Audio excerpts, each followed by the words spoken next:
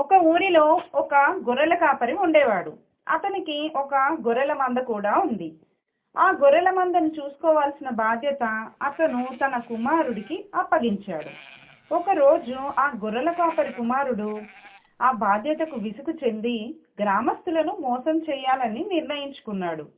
అతను గట్టిగా ఇలా అరిచాడు, సహాయం సహాయం చేయండి, హేల్ హేల్, తోడేలు వచ్చింది, తోడేలు తోడేలు అని గట్టిగా కేకలు వేయడం మొదలుపెట్టాడు.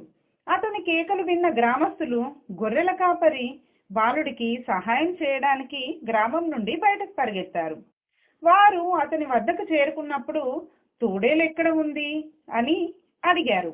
గొర్రెల కాపరి బాలుడు బిగ్గరగా నవ్వాడు.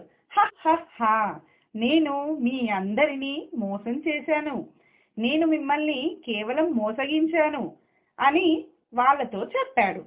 కొన్ని రోజుల తర్వాత గొర్రెల కాపరి బాలుడు మళ్ళీ ఒక ఉపాయం చేశాడు.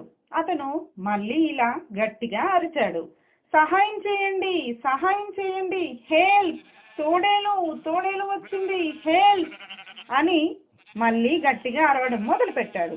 మళ్ళీ గ్రామస్తులు అతనికి సహాయం చేయడానికి కొండపైకి పరిగెత్తారు.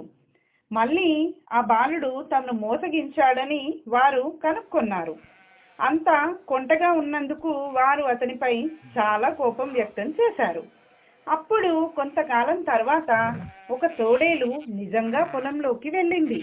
తోడేలు ఒక గొర్రెపై తరువాత మరొక గొర్రెపై దాడి చేసింది. గొర్రెల కాపరి బాలుడు గ్రామం వైపు పరిగెత్తి సహాయం సహాయం చేయండి, హెల్ప్ హెల్ప్, తోడేలు వచ్చింది, హెల్ప్, ఎవరైనా ఉన్నారా, హెల్ప్ చేయండి అని గట్టిగా అరవడం మొదలు పెట్టాడు.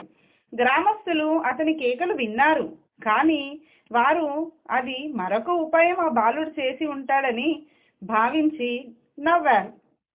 బాలుడు సమీప గ్రామస్తుల వద్దకు పరిగెత్తి ఒక తోడేలు గొర్రెలపై దాడి చేస్తుంది, నేను ఇంతకు ముందు అబద్ధం చెప్పాను, కానీ ఈసారి అది నిజం అని చెప్పాడు.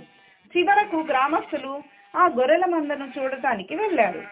అక్కడ జరిగింది అంతా నిజమే. తోడేలు పారిపోవడాన్ని, గడ్డిపై పడి ఉన్న అనేక చనిపోయిన గొర్రెలను వారు చూడగలిగారు. అయితే ఈ కథలోని నైతికత ఏమిటంటే, తరచుగా అబద్ధాలు చెప్పే వ్యక్తి నిజం చెప్పినప్పటికీ మనం నమ్మకపోవచ్చు. ఈ కథ మీకు నచ్చినట్లయితే లైక్ చేయండి. ఇంకా ఇలాంటి మంచి మంచి కథలు వినాలనుకుంటున్నారా? మరెందుకు ఆలస్యం, వెంటనే తెలుగు కిడ్స్ ఫన్ వరల్డ్ అనే ఛానల్ ని సబ్స్క్రైబ్ చేసుకోండి.